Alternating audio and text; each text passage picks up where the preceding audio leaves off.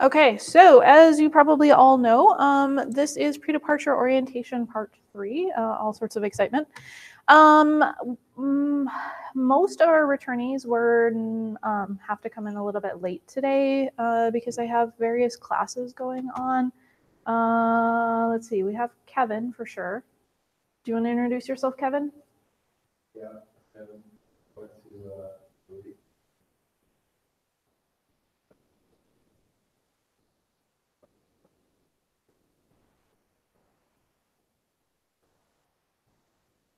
Yeah, sounds good. Who else is here? And any other returnees who are here yet? Okay, they're on their way. Okay, so as you can see, here's kind of an overview of the stuff that we're going to do today. We did introductions. We'll hold off on the counseling center stuff. We're going to look at the Alert Traveler app. So if everyone could get out their phones, I'm going to ask you to install that and I'll walk you through it. I am going to talk about some cultural adjustment stuff and identity, which is my big area of interest. A couple of reminders, then I'm going to explain why we're giving you stuffed bison, and then we'll have a little bit of kind of group exercisey stuff, and then it will be time for chatting. Okay, so skipping ahead here, so the Alert Traveler app, it is an app for your phone. It serves a couple of functions.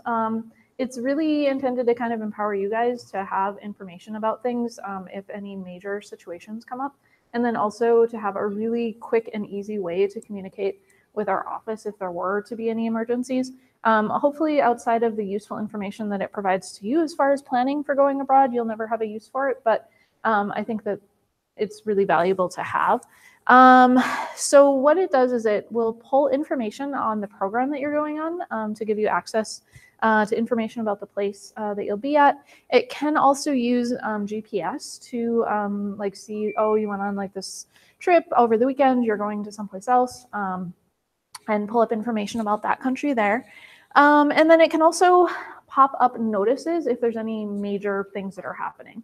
And that might be, hey, there's a big election that's happening, avoid riots that are happening over in this part of the city, or there's an earthquake, or flights are delayed across all of Europe, or something like that. Just things that are really useful. The big important thing with those alerts, though, is that you do have control over how many you get. We only require that you have it turned on for like big major emergencies that would definitely affect you. And then it's up to you if you want to get smaller notices about things like a snowstorm or something like that. And then if there is anything that's super major and important, it has the instant check-in option where we can just send you a message and then you can just respond back and either say, yes, I'm fine, or no, I'm not. And if you are not fine, then we'll be able to follow up and get you assistance. So to access Alert Traveler, go to the Study Abroad website, so ndsu.edu/studyabroad, and log in, and it'll take you to your applicant home. And as long as you're traveling in less than 120 days, it will have this Alert Traveler registration thing pop up for you. Well, and you have to be approved to go on the program. I think most everyone is. I will say I see a couple of laptops out. You can definitely do it on your laptop. If you do it on your phone, it'll actually have a button that'll log you in from the website, but you can also just enter the password it'll generate too. Okay, so in that box that's on the bottom of your applicant homepage, it looks like that. 120 days before you travel, that's when it pops up. So if it's not showing and you're traveling later in the fall, that might be why. But I think we have this scheduled and the number of days such that for most people it should be showing at this point. And there's two little icons at the bottom, one that goes to the Google Play Store and one that goes to the App Store. So you can use that to download it. And then if you are on a laptop, it'll only have the generate button, and that generates a password that's specific to you, so you can use that to log in with your NDSU email and then that password on the new app that you've installed. If you are opening it on your phone, there's a button on there that says log in to Alert Traveler. So once you have the app installed, it'll just automatically put the login credentials in there for you, which is pretty cool. So this is what it looks like. It has a number of different areas. Location info, that's about places that you would be going. Subscriptions are where you can sign up for different information about places you think you might go or that you're interested in getting information about, even if you're not actually there. My alerts, those are the notices that you're getting as things are developing. Emergency contact, that's information for contacting NDSU. So if you have an emergency, you have information right on there to do that contact. The profile, that's your information. It does have the option if you want to get text messages for certain types of alerts to do that. It's not required. But if you want to do that, you would just put your phone number in. And then there's a help section. Under the country intelligence piece, under location information in the subscriptions, it has information about things like political stuff, security issues, travel logistics, cultural factors, I can't read that from here, useful information, and health advisories. The useful information includes things like what kind of electrical plugs do they use and stuff like that. And then if you have any questions under your actual study abroad application, there should be an item in the important information box. That's the Alert Traveler app walkthrough video. And it has a big FAQ on how to use this, how to do your settings and things. And it also has a video that shows you how to go ahead and adjust. If you have any questions though, please do feel free to contact me. I'm here to help. You know, I'm here to troubleshoot things if you're having problems on your phone and stuff like that. But I'm very excited. I think it's a really kind of neat tool for you guys to have access to valuable information. Any questions right now? Okay. So jumping into the culture shock piece. When you go abroad, there's a few things that tend to happen that are pretty common. Culture shock, just as kind of a general thing, you know, getting there, being surprised by things being different, sometimes being frustrated by that. Of course, homesickness, you know, missing things at home, missing people that you care about. It is a bit of a process to start learning some sensitivity and learning how things are done in the place that you're at and learning to appreciate some of the cool things about it. Making friends, of course. I will say the really cool thing, in my opinion, about study abroad is that the people who are there tend to all be kind of in the same boat and tend to be a little bit adventurous and, you know, open to making new friends. So the making friends part, I was super excited by how easily I made friends when I went abroad. You may find some differences as far as kind of male-female relations, you know, just the way that people interact with each other, the way that people ask each other out, or how close people stand, or things like that. So just be aware that that'll be a little bit of a learning process to get used to differences there. And then the educational systems are often different as well in terms of the classes. They have differing expectations about how much you might want to talk in class, or, you know, how much homework you might have from week to week. It's pretty common for people going to other countries to be surprised about how little homework there is. We tend to have a lot of kind of weekly homework, which on the positive side of that, it means that you usually have more free time as compared to being here. But on the downside, it does put a little bit more responsibility on your shoulders to be keeping up on your reading and studying and stuff like that as you get ready for kind of final projects and finals. Okay, so there's a nice little metaphor that I like, which is the cultural iceberg. So it's this idea that there are certain things that you can definitely read about before you go abroad that will give you some insights into the place that you're going. You know, things where you can read about what food you might expect, you know, what does their flag look like, what are their holidays, you know, what's their arts and crafts and literature and all of those different pieces. You can start to learn the language, those things. But there's also a lot of information about a culture that you really only get by being immersed in that culture and starting to experience it. There are things that really have to do with people's kind of internal, most deeply held beliefs and understandings about the world. And that's a lot of the value of being able to go to these other countries, to be able to immerse yourself and to start having that alternate understanding. and also to really come to an understanding of the assumptions that you've made as a person, you know, growing up in our culture and, you know, just kind of absorbing the way that we see the world. So as some examples, one of them, eye contact. In the US, we have a real expectation that meeting someone's eyes is a sign that you're honest, that you're forthright, that you're having a connection. In some other countries, that might be considered to be too direct, and it might make people really uncomfortable. So it's much more natural in some places for people to have conversations, you know, kind of looking away or looking down or sitting side by side or something like that, as a way of, you know, kind of having a harmonious relationship. Another one, time, I think is a big one. We tend to have a really strong, we tend to have a really strong kind of connection in our minds between being on time for things, with that being a really polite thing to do. You know, the way that you respect other people is by being there. In other cultures, though, that might not be the same case. You know, taking the time to be with someone, even if it runs over the schedule, that can be really important for them. So sometimes when those things bump into each other, that can cause a little bit of frustration for people. In another example, differences in age, like the way that people think about age.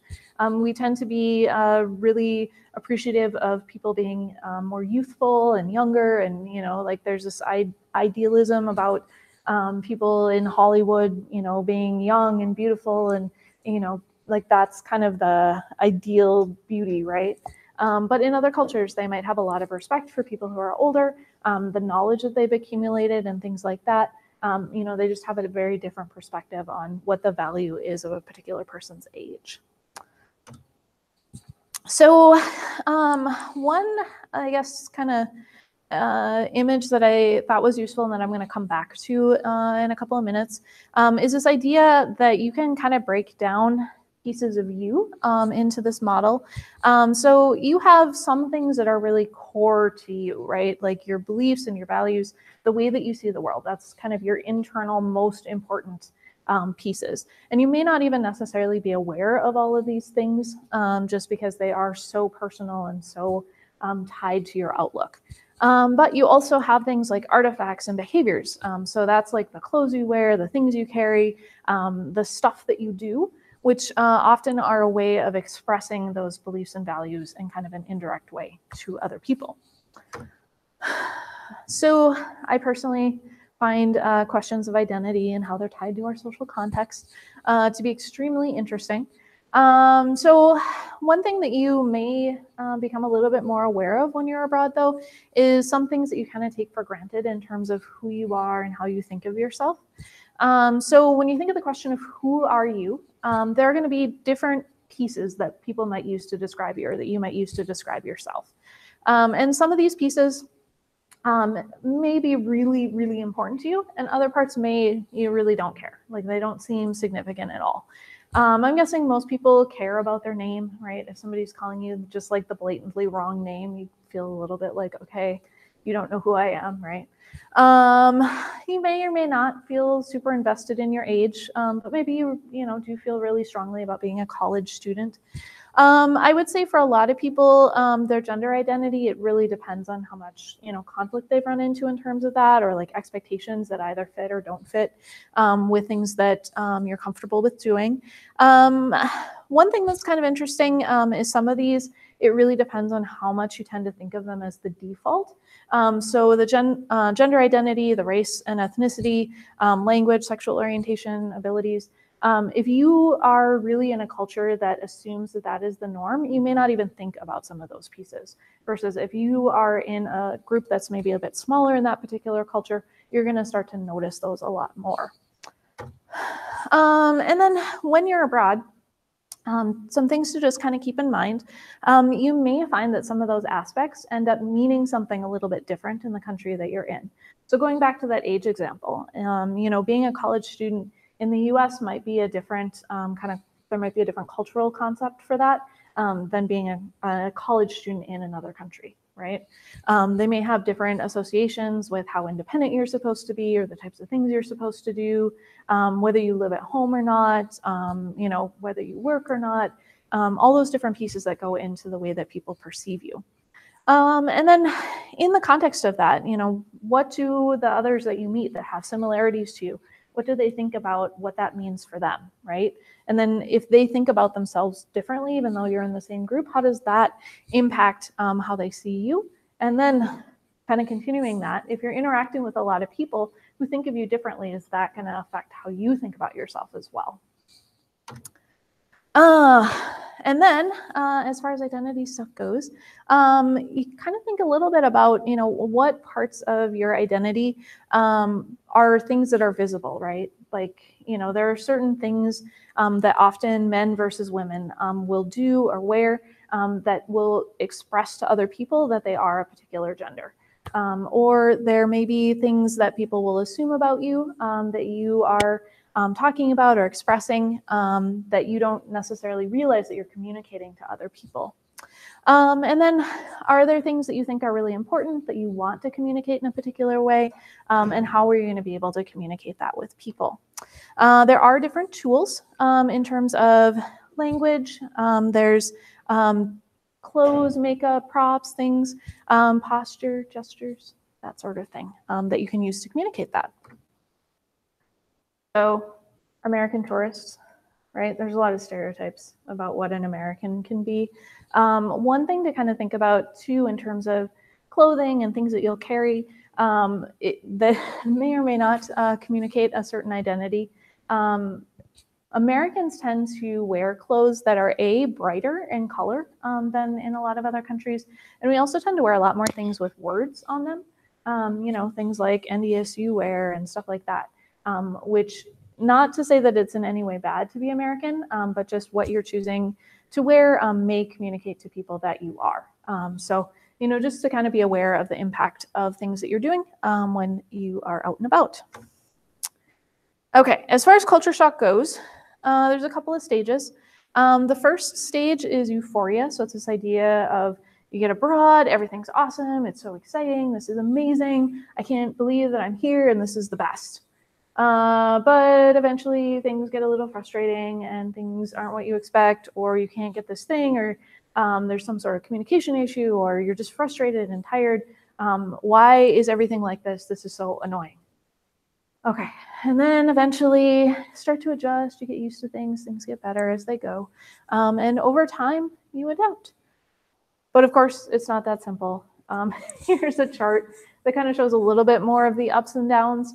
I would say in general, there usually is that euphoria when you first get there and a down. But over, the period of time that you're going to be there, there's going to be more and fewer ups and downs as you go.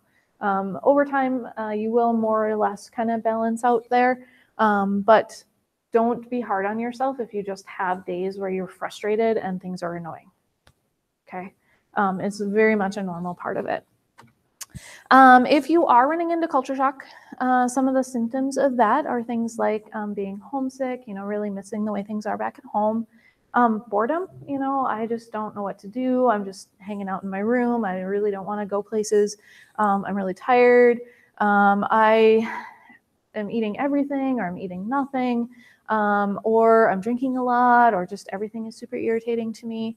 The exaggerated cleanliness, you may run into that in terms of differences in how often people shower, or the way that they clean things, or Americans tend to be a little bit on the far end of the scale in terms of we often shower every day, which isn't necessarily the case in other countries. And so we tend to be a little bit more opinionated about what that means. And then this is the thing that I hear from students a lot, and this was definitely the case for me. There is also something called reverse culture shock, which is the experience of coming home again and running into these same symptoms. You don't necessarily realize how much you've changed and how much your perspective on the world has changed. But coming back to the US, you'll really notice that your whole perspective has shifted. And it can be a little bit disorienting to run into those same types of culture shock symptoms as you had when you went away, but in an unexpected way, just, because it seems like going home, everything should be easier, but it isn't necessarily.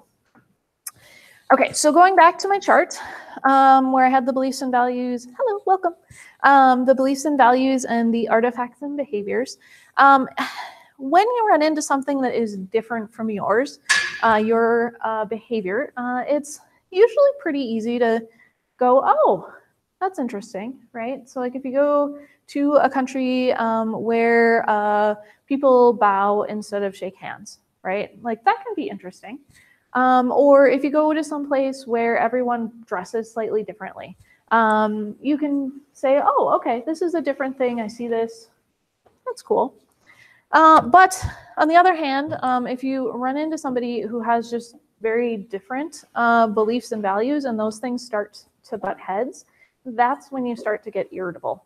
That's when it starts to be really frustrating and why you go, oh my God, I can't understand why this is such a frustrating thing for me. Why don't they just do it in a sensible way? So for example, when I was in Japan, there was a very different perspective on rules. So like if there's a rule in Japan, it tends to be the rule. There are no exceptions. Even if the person who is right in front of you could make the exception, they will not make the exception because that is the rule and it applies to everyone.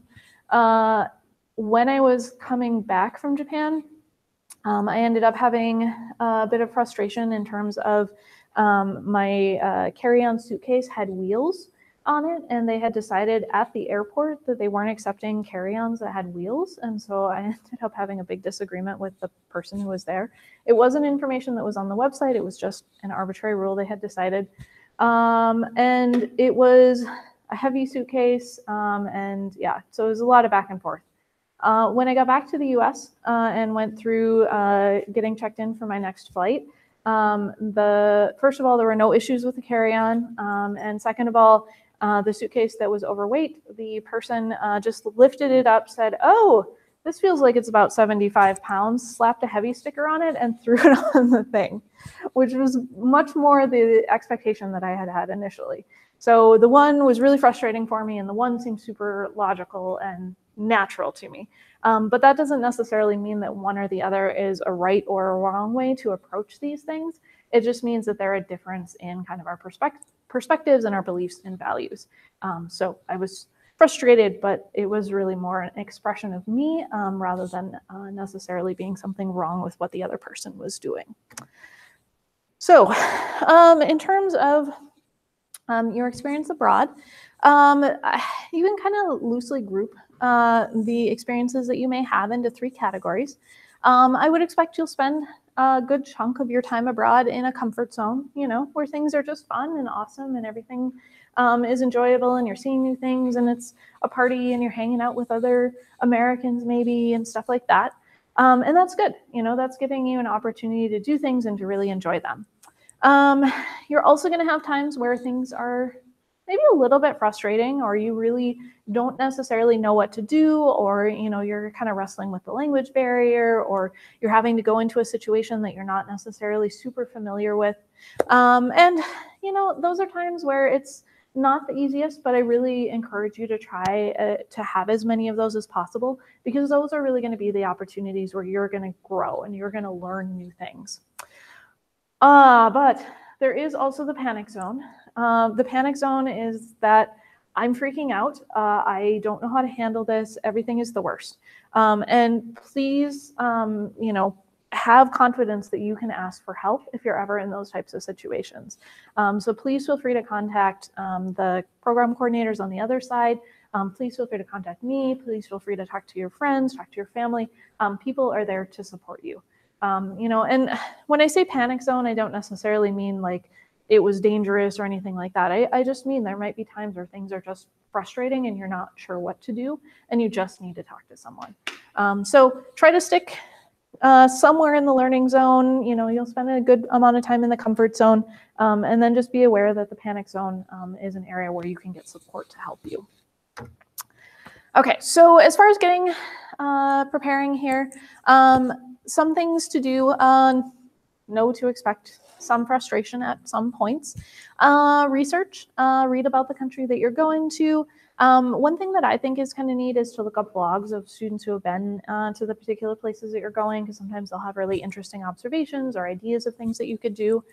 Google Maps is kind of fun because you can actually do Google Street View and go to the place that you're going and kind of walk around and get a feel for what it's like to be there. Also, you know, just think about it, envision what it'll be like. If you're not already familiar with the way people greet, or you know, even in English-speaking countries, the way that they'll ask for things like how to find the bathroom, or, you know, what do they call a taxi or something like that. Those are kind of fun things to pick up, and those can be really useful. Also look up, is there anything that's super rude? You know, there's certain hand gestures or certain ways to talk to people. People in France, I think, tend to think Americans are kind of rude just because we're very perfunctory. Like, we go in and we just want to get things done rather than like try to like have a good relationship with other people. So if you have a feel for the way that people perceive that stuff, that'll help you with adjustment and help you be able to make more friends and things while you're there. And then just in general, be open, be excited. This is a really great opportunity, and you guys are going to have an amazing time. Okay, so some reminders. The substitution waiver form, if you want to do it before you go, you're welcome to just turn it into our office. If you want to do it while you're gone, you can email it to your advisor. They can send it to our office. You can still do it after you get back. Within 1 to 2 months, up until we get the transcript, you'll still turn it into our office. You can still do it after that, though. It's just once we get the transcript, we'll put any forms that we have together to send to Registration and Records. And then once Registration and Records has your transcript, you can just submit them directly to Registration and Records at that point. Don't forget to look into financial aid and all of that type of planning. If you haven't set up direct deposit before and you are going to be getting a refund, definitely do that. You can actually set it up in Campus Connection. If you have any questions, let me know, or NDSU One Stop can help with that as well. We also have a Facebook page. We'll be sending invites out to everyone to join our Facebook groups that are by region. So you can talk to each other. You can talk to returning students that way as well. And then I talked about this before, but just as a reminder, before you leave, to make sure that your transcript is going to get sent to the right place. So follow any procedures you need to there to close out your semester, pay any fines if you have a library fine or something like that. And then the information on the addresses that those end up getting sent to is on our Returning to NDSU page. And don't forget to register at NDSU while you're gone, if you're gone during the fall semester. Any questions on that stuff? Okay. So photo contests. This is why we have all of those mini bison over there. We're going to have 2 different photo contests. There is going to be a fall fair photo contest. It's an annual thing. So for people going abroad during the summer, you'll get an invitation this August. For people who go abroad during the fall semester, you'll get an invitation the following August for that. I send the invites out in usually early to mid-August and give people a couple of weeks to submit photos. And there's usually 2 different categories, so people can submit photos in multiple. And then during the fall semester, for people who are abroad during fall, we're going to have a Facebook photo contest as well. And so, I guess last October, the end of October. And that'll just be something that you can send a photo even if you're abroad. And we do have prizes and lovely gift cards to the bookstore. Okay, apparently didn't like my photo. Oh, I just put a new photo in there. Interesting. Okay. Well, so the photo contests will have categories for bison abroad. And so in order to submit a photo, you can either use the stuffed bison or you can take a picture of yourself. So because you're also a bison. So it's kind of a personal preference thing. We just enjoy the fun of having the stuffed bison as an option for you to take abroad and have fun with, to name them fun things. So here are some examples. Memorable moment with your buddy. Fun activities like cooking. I took that photo a while ago at a meal at my parents'. That's the Fargo Courthouse. That's a statue in Island Park. Something cultural, there's a little free library the Bison is reading. That was the big nutcracker in our office. Silly things are fun. Of course, be respectful. And then, yeah, just be creative, do fun things. I'm excited to see photos because this is always a very enjoyable kind of event. Okay, so before we turn this over into purely just open for conversation, we have a few different scenarios that are on each table for you guys to take a look at. I'll give you guys just maybe about 5 minutes to look at each of your scenarios, and then we're going to come back and we're going to go around to each of the tables and talk through your scenarios and what your ideas are for people to be prepared for those. And if anyone does not have a cookie, please go get a cookie. There's still a lot of cookies over there.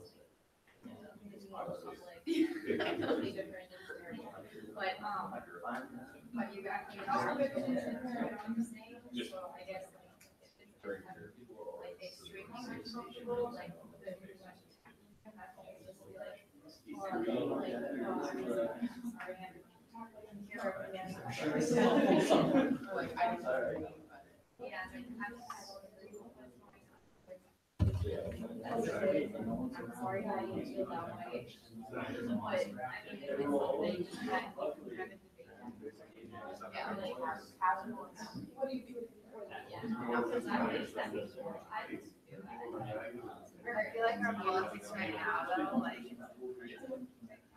is yeah, like, that's what I say, I'm saying either.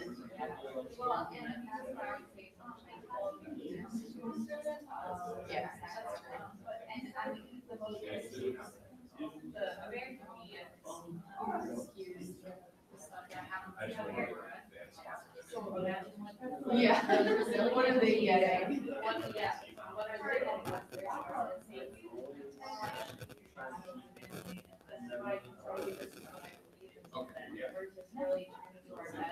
Yes. I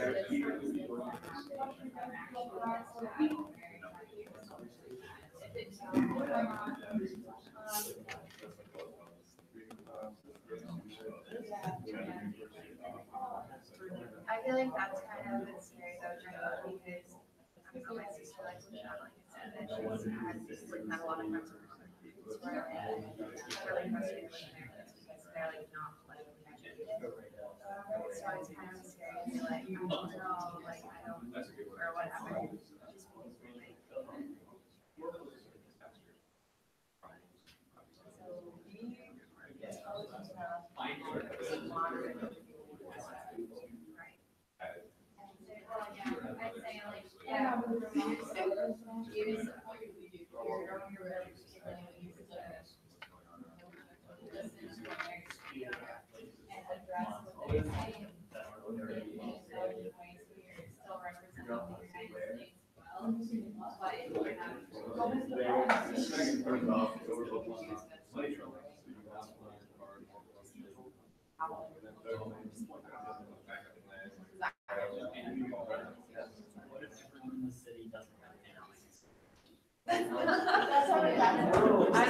don't know for sure, but like.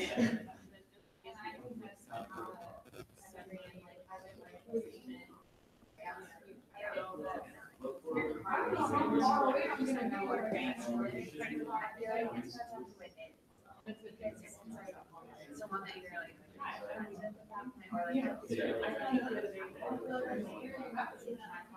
but if it's just like some random person, like, oh, I'm gonna leave. Yeah, I think things having your own, like, not like your opinion.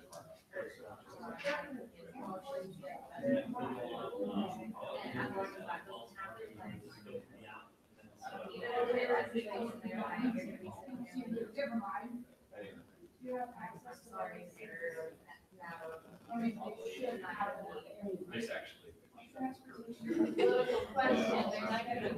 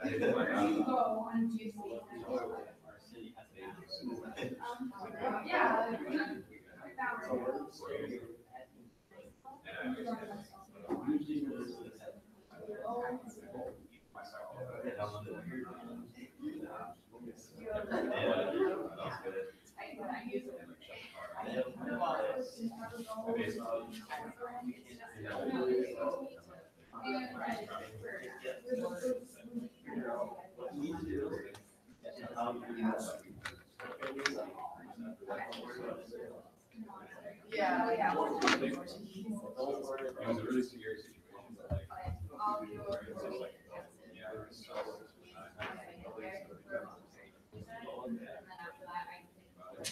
Thankfully, when I got back.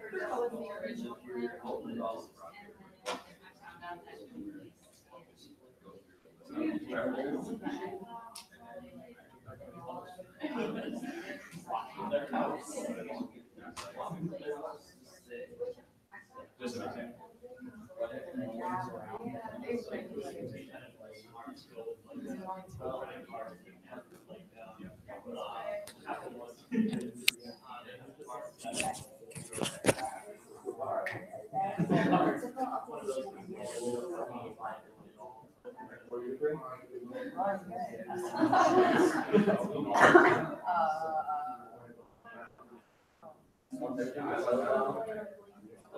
All right. Okay, everyone. I'll maybe just pull the conversation back to me. If you're not done, that's fine. We'll talk about it as kind of a big group.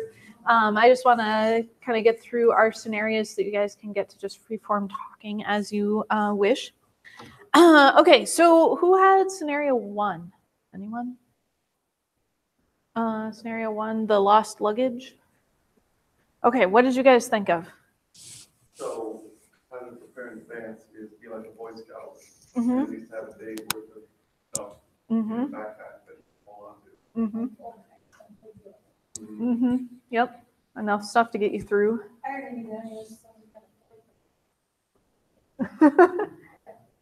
Yeah. Yeah. Okay. The excellent advice. What do you do at the airport if your bag isn't there? Do you guys? So you sit at a little Mm-hmm. like 10 minutes, 20 minutes, Mhm. 1 or 2 things have gone through. Mm-hmm. And then after that, you realize, oh no, this happened to me. Then you have to go to bag claims, Mhm. usually right next door. Mm-hmm. Yep. Mm-hmm. Make sure you have an Yeah. address of where you're staying, by the way, Yeah. because I didn't have that, and that made it a lot longer for the text. Yeah. Anybody else ever lost a suitcase somewhere? Experience to share? I had that happen to me. Luckily, it was when I was coming back from studying abroad, so it was okay for things to take longer to get to my place. Generally speaking, though, the airlines have a responsibility to get their suitcase to you. They may want you to go back and pick up the suitcase at the airport, but if you press them, they usually are able to have it delivered to you. Even if you, like, for example, I went into Minneapolis, they actually took the suitcase to Fargo so that I could pick it up in Fargo. because they are the ones that are in the wrong in terms of having lost your suitcase. Definitely, they'll give you a little sticker when you check your suitcase. Definitely keep that sticker because that is your proof that you had a suitcase and it's the thing that matches up. Sometimes also, just as a heads up, at the airport, the little window may not have somebody who's staffing it if you're there really late or really early or something like that. In which case you want to call the airline directly and open up a claim that way. Usually there's somebody at the little window, but if there isn't, that's what you would do. Okay, scenario 2, your plane is delayed. Whose plane was delayed? Anyone? Oh, did we not have a plane delayed? Okay. Your airport pickup didn't arrive.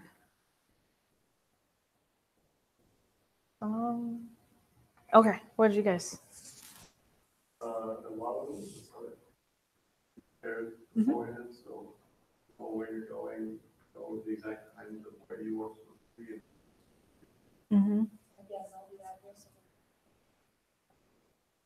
Mm-hmm. Mm-hmm. Yeah, exactly. Especially when you're first getting abroad, it is really helpful to have a backup plan. It's pretty rare that the airport pickup person isn't there to pick you up. But I think partially for peace of mind and then partially just in the very, money if you need to pay a taxi or something like that. And then also, this goes back to, I had recommended at the last session, to be sure to send the full schedule of your flight to whoever is going to pick you up, because then if you had a delay earlier in the process of your multi connections, they can go back and see, oh, okay, they were delayed by 3 hours in Minneapolis. They probably missed the connecting flight. And that can help a person who's trying to pick you up be able to coordinate better to figure out when to be there again or whether to stay or to keep trying to get a hold of you or what exactly. Okay, you have money troubles. Who had money troubles? Oh, that's very convenient. Yeah.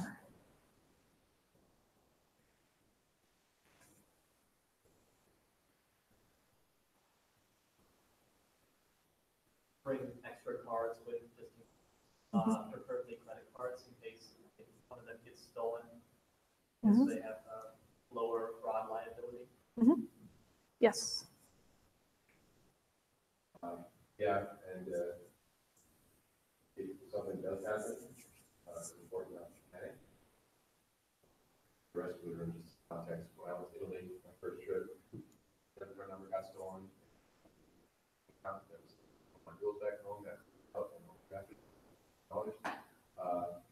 And I basically had no money for like the last week and a half that I was traveling, so don't panic. I was able to get a hold of my folks and they put the bank account down and everything, so and I was actually able to get all my money back when I got back to the States after filling out some fraud paperwork. So definitely learn like what your bank's rules are on situations like that. And I learned my lesson and got a travel credit card for the next time I went, which was really convenient. And we also talked about they have these little like card sleeves that you can get that will like protect you from like those scanning devices, which I think is how my number got stolen.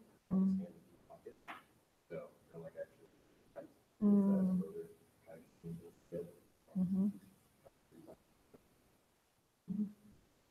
Being able to like call someone, your parents, or Oh, another good thing that I just thought of too is you guys use Venmo at all? I recommend getting it if you don't have it before you go, because I don't think you can actually download it in Europe.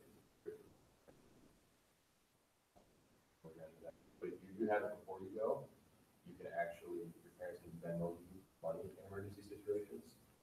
That because like go to an account that you can potentially take out an account at like an ATM or something. So that's like a good tool to use.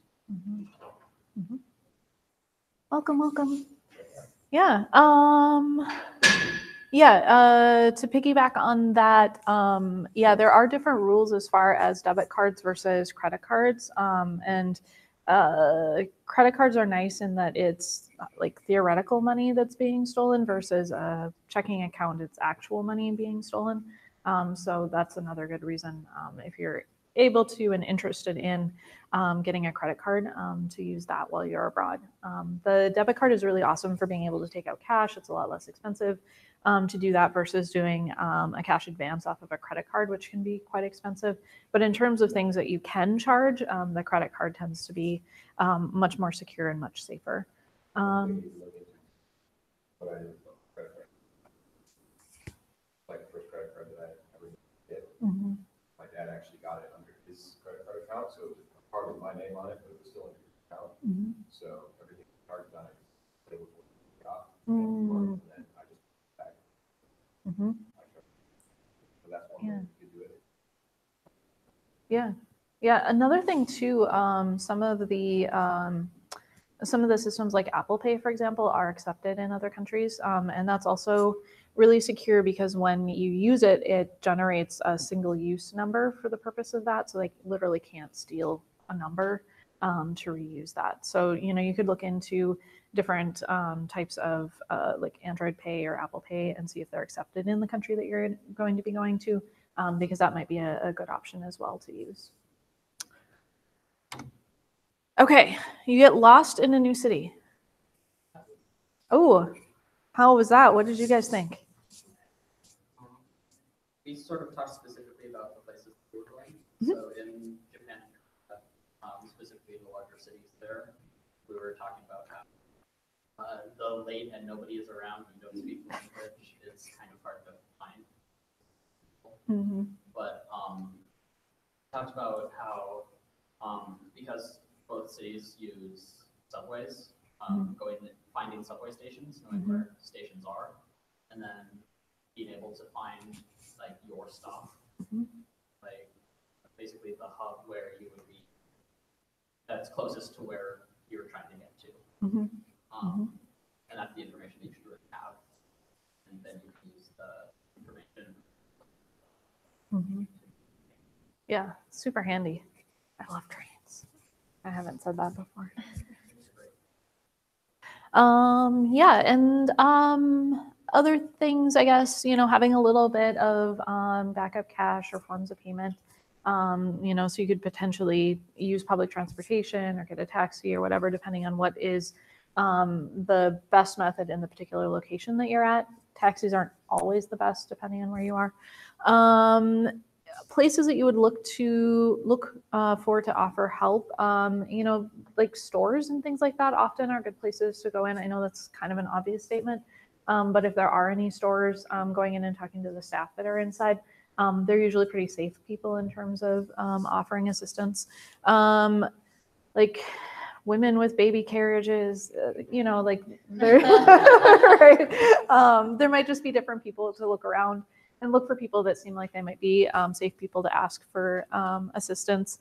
If you are someplace where you don't speak the language, it can also be helpful, like say you go on a trip on the weekend, you're going to someplace you're not familiar with, to have, oftentimes there'll be business cards in a little thing when you check in, to just take one of those because they will often have the information, the address and stuff like that. So if you do need to get a taxi or an Uber, or whatever it might be, that information is right there and very clear for somebody to be able to look at. I discovered in Korea, I got off the plane, I had my guidebook that had the address of the place that I wanted to go to. I was showing it to this bus driver, trying to figure out if the bus I was trying to get on was the right one. It had never even occurred to me that Koreans who could read English letters wouldn't necessarily be able to read italics. That turned out to be an issue. He could read like the regular letters, but the address itself was written in italics. So things like business cards can be helpful because they're a locally created thing. So they'd be in a format that people should be able to read. Yeah. Yep. Yep. Most places you can do that. Every once in a while, unfortunately, Japan was one of them. There was like a rights issue where you can't download it, but I think most everywhere else in the world, you can download it. And then GPS still works on your phone, even if you don't have like regular service, because it's like a ping to the cell tower. So if you have the map downloaded, you can still use the Google Maps to find your way, which is really, really awesome. Okay, you are asked an uncomfortable political question. That was ours. Okay, what did you guys come up with? The biggest thing is listening to what they're actually asking, because it might not even be, Mm-hmm. you know, something, it may be something completely not having to do with you or Mm-hmm. maybe even the United States at all. Mm-hmm. I expect to be asked an uncomfortable political question like every other day, probably, especially like right now. Mm-hmm. So it'll be like a learning opportunity. Like Michelle said, that we'd be able to learn what political views they have in the country. Mm-hmm. And yeah, just the biggest thing is just yourself, not to let your emotions get the better of you. And then if it escalates on their side of things, there's really nothing you can do Mm-hmm. as far as if they're just trying to attack you. Mm-hmm. So Yeah. I guess representing the country as well as Mm-hmm. we can. Yep. Yeah. It's gonna happen, like you said, like, almost everybody's gonna get asked as soon as they realize that you're American. Go one way or Mm-hmm. Yeah. Did you get asked like any really noticeably uncomfortable political questions? well, I guess more so, and like, first because like I was studying politics over there, so the conversations got a little more in depth. Mm-hmm. But for the most part, you're super respectful about it, unless it was kind of stuff. Honestly, I found it was rare. Mm-hmm. Mostly they just want to like, oh, you're American. Vote for him. No, why are you here? Get away from me. It's usually something along those lines. Yeah. Yeah. For the most part, you could have an intelligent Mm-hmm. conversation where you put it off. Mm-hmm. Yeah. Yeah. In general, I think it's a interesting opportunity to like start to understand the way that other people view the U.S. and the impact that our politics have on other countries around the world. But I would encourage you to not get drawn into, political arguments about it, because as we all know, we don't get to make the decision just like as our single individual like person, right? Like we maybe voted and, voted in a particular way, but like everyone kind of came into that and there's a lot going on. So, please feel comfortable and kind of shrugging off things if you don't feel like it's a conversation that you're comfortable with having or that you don't want to have, and just like apologize and just say, I don't want to get into that. That said, sometimes you'll get asked really weird questions. When I was in Japan, there was one night where a friend and I were walking to the convenience store, and this businessman on a bicycle, who was very obviously a little bit drunk, came up next to us at the stoplight. I say he was very obviously drunk because he was actually carrying an open cup of sake on his handlebar, and weaving a bit. He started to talk to us, and my Japanese wasn't good enough to really understand what he was saying, so I was listening to my friend, or watching my friend as she listened to him. And he was saying something very like enthusiastic and like, clearly very heartfelt. And then he biked off. And so then I turned to her and I said, oh, what did he say? What happened? And she said, I think he was apologizing for World War II. Yeah, so Oh my gosh. yeah, so you may just get weird things happening. Yeah, he was very sweet. But I mean, like that was a complicated situation. Like World War II is not just like, yeah. But yeah, so if people are really angry, again, please kind of try to disengage. Don't get into any fist fights over US politics. It's really not worth it. But for the most part, people are just curious, and they may feel strongly, but if they sense that you also, are not going to like be in a fight with them, like you're not going to take the role of the obvious opposite side of the argument, usually people are pretty understanding.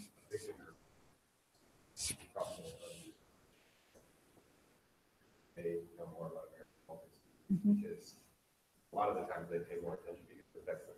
Mm-hmm. What the U.S. usually affects people in other countries more. So it's kind of fair for them. Mm-hmm. It'll be interesting to see like American media skews a lot of things, like, for me in Brazil, like, what Brazilian media got to say about Trump, you know? Yeah. I don't know. Yeah. It's also interesting, you are able to know on their own politics, to like switch it on. So I had a bunch of British people sit next to me while I was at a restaurant, they asked about Donald Trump, I'm like, oh, I'm talking to you about Ireland and Brexit. And then it was just this like, oh man, what's going on, this debate is happening. It was fantastic, I love it. Oh, that's fun. Okay, scenario 7. You missed the last bus of the day back home. Who had that? Ah, okay. What did you guys come up with? Oh, make sure, once again, make sure you have the address so you can call. Well, make sure you have enough money on you to be able to have a tax. Mhm. Times if you have- Mm-hmm. Make sure you plan, so you don't forget the last bus, but you get the second to last bus. So Mm-hmm. in case you miss the second to last bus, you got the last bus. Mm-hmm. Yes. Yeah, the very first like time I went out with a group of people in Japan, we went out for somebody's birthday. We actually almost missed the last train. We didn't even know it because we couldn't read the signs, the train like labels yet. So we were very confused when the train we were on stopped. And we had to get off, and then luckily one more train came, but the train that we were on only went to a certain distance, and we had to get on this other train to get there, and it turned out that that was the last train of the night. So, you know, kind of be aware, especially when you first get to a place that you may not know exactly how the train schedules work, and just be a little bit more careful about that. And yeah, have a backup plan. You know, listen to things in your orientation in terms of like what are safe transportation methods, and you know, like what do they recommend for kind of backups if you end up stuck somewhere. Also recommend that you double check what kind of like train pass or bus pass you have. Mm-hmm. Because we ended up getting train passes for the above trains, subways, and we thought they were like universally used. Oh. So we hopped on a subway, the guy came in like, hey, let me see your ticket, and all of us got kicked off the train because we had the wrong pass. So. Yeah. Yeah, sometimes it's not clear, but you'll learn. You'll learn. Someone in your group is hurt. Okay, what do you guys say? We talked about the emergency phone number, Mhm. and we kind of things to, so said that, if you dial 911, it will redirect you to the phone number sometimes. Mhm. So it's like when you're in your orientation, you go to that number, like, Mhm. Yep. and then, in terms of who to contact for one is areas, Mhm. probably call your, Mhm.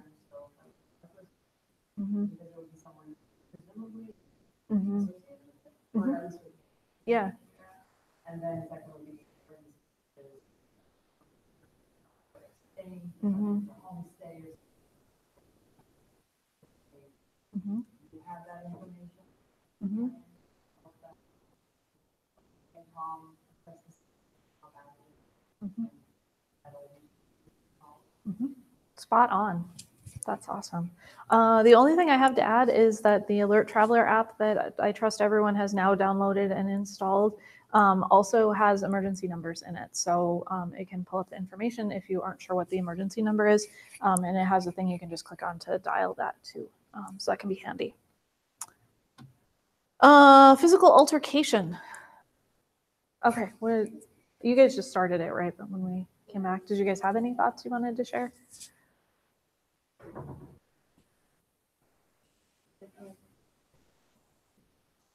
Yeah, yeah. Has anyone run into that just before I talk too much? Hopefully not. No one has run into fist fights. I guess the biggest thing is to avoid this, right? Like, be aware of drinking in political conversations. If the police have been called, you know, most places you want to cooperate. Some places the police are less friendly than in the US, so be aware of differences with things, but you know, don't get yourself in trouble with like running off and stuff too. Yeah, be aware of the amount that you're drinking, because of course that can contribute to getting into the situation. So if you kind of avoided it in the first place, that's worthwhile. And again, you know, contact your program on that side, because they're usually the ones that can help. The U.S. Embassy in the country that you're going to can help with finding a translator and lawyers and stuff like that if you happen to be arrested. Please don't get arrested. But that would be another resource. We can also help with, kind of some contacts and things like that. If you are kicked off your program, you would end up having to come home and we'd have to report it to Student Life and it would be a big bummer. So mostly just avoid doing this. Any questions? Oh, we have a natural disaster. Somebody have a natural disaster? I think that's our last one. Okay. Okay, what did you guys decide? We sort of talked about how specifically if we were on campus, that they would probably have plans in place for that, and if we weren't, then probably follow other people that were around us.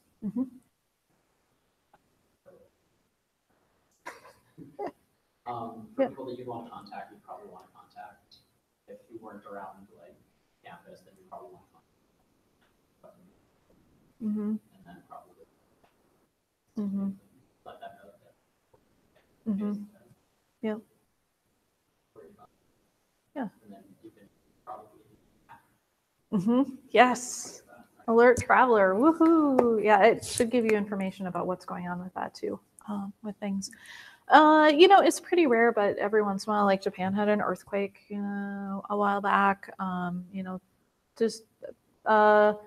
This was, oh my gosh, this might be 10 years ago now, but the volcano in Iceland erupted and there was big pillows of smoke that were happening. And so flights are basically canceled for almost a week because the planes literally couldn't fly with all of the debris in the air. So even things that can be far away can impact you depending on what's going on. But usually it's pretty safe. It's just a matter of kind of making arrangements for things and listening to your orientation and stuff like that. So in general, having a phrase book or, stuff on your phone, carry your important emergency phone numbers. And if anyone does not have one of those orange emergency action plan cards, they're over on the table there. So please feel free to grab one. Those are to carry in your wallet with you. So they're kind of like a backup in case your phone is dead and stuff like that. Or, and they also have the emergency action plan, which, is like number 1, remain calm. Number 2, get yourself to safety, which can be really, I think, helpful if you're in an emergency and you just kind of need these step-by-step, like this is what to do right now. Because sometimes when you're in a panic, it's hard to kind of think clearly. Having local currency on hand is really helpful in case of emergencies, and then just, be aware of the different things that happen in the country that you're going to, and just have a little bit of a backup plan for those. Okay, so the rest of this is entirely time for please eating all of those cookies and drinking the fruit water and having conversation. People are welcome to leave as they need or stay for the entire time. We have the room until 4:30. For people who came in late, we do have t-shirts over there. The t-shirts on the table with the bison are the straight ones, so they're not fitted. And the ones on the table over here are fitted with usually a little bit more of a lower cut neck. The stuffed bison, including returnee students, feel free if you want to take a stuffed bison. They're technically for a photo contest, but they're super cute and you guys came with your valuable time here. So please feel free to take one if you want. Also to take a t-shirt. If you have any letters to yourself that you want to turn in, please feel free to give that to me. I did bring some envelopes in case anyone, they're over on the table there too still, I think, or maybe they got used. If you don't have an envelope and we're out, I can grab some too. Otherwise, I'm around. Please have fun. Yeah, thanks for coming.